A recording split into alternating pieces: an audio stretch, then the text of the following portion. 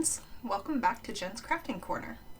I wanted to share a project with you that actually came back into my craft room because it needs some repair. But it's something that I made, I feel like it's gotta be 3 Christmases ago. And I made one for my son and now daughter-in-law. And I made one for my daughter and her partner.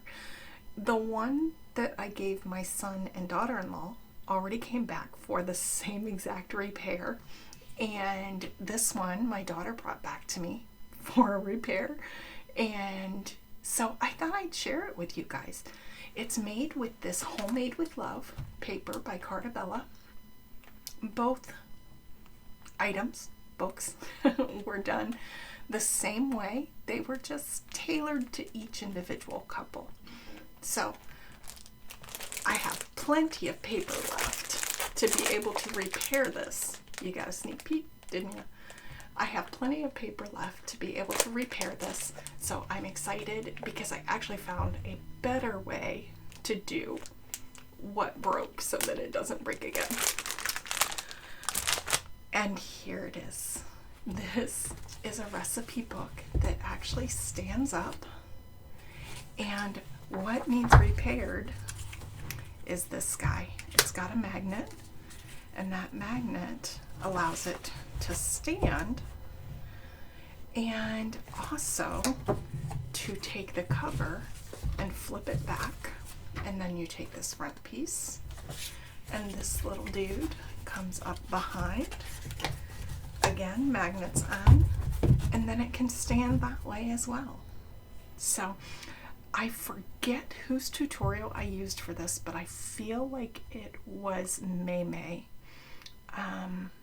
I will have to double check that, and if I can find it, I will link it below in the description.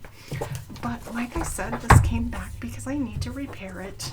I will put a new bottom on here, and I actually have some material.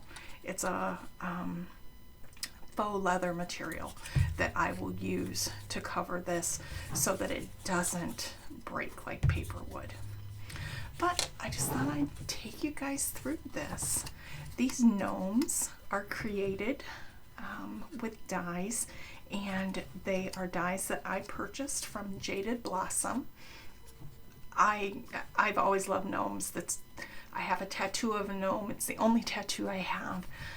And so I made these to kind of mirror the couple. They both have brown hair, so both gnomes have brown hair. And yeah, so this was so fun. So this is the cover. And then the back sheet, it's actually paper from that paper pad, and it has equivalents on it, which I think is a really cool little cheater because it tells you 8 ounces equals 1 cup. 8 fluid ounces, sorry. 1 cup equals 48 teaspoons. I don't know about anybody else, but I'm not counting out 48 teaspoons. But anyway, I think that is just an adorable paper, and that is the back of the cover. Then I made individual sections just like you would find in a cookbook. We did appetizers, and I of course added little gnomes throughout, and just I don't know how many gnomes I added, but the gnomes were all created by the Jaded Blossom dies. They have different hairs, and this one it had add-ons for, you know, the chef hat and things, and then the cut apart is from the paper. So there's appetizers, and then individual recipe cards, and there's the recipe on the front, and then the instructions on the back. And what I did for my daughter-in-law was I emailed her mother, and I sent her the template for these blank recipe cards. So her book actually has recipes that are handwritten by her mother and her grandmothers, and that is just so special. Handwriting is a lost art these days, so that is something that I'm sure she will hold dear for a long time to come. So I'm not going to share any of the recipes just because my daughter has recipes from my mother as well as my mother-in-law. So, and nothing's proprietary, but still, I don't want to share the recipes. So each section has a few cards in it. And then next is breads, and I just use the stickers from the sticker sheet. And I don't know if you can see that, I did put it on both since the book can be flipped around and used both ways. So breads. This one says casseroles. And just another sticker and a cut apart. Sorry, I'm trying to figure out why there's weight on the edge of this. I think I didn't do a very good job of cutting that. Okay. That was casseroles. The next set is desserts. And this gnome, he's just too cute. And this is more, it was more of a shout out to her dad because he loves desserts. I make cream puffs, and he's my biggest fan when it comes to my baking. So there's that one. And then next I did meats. And again, just pretty paper. Oh, recipe.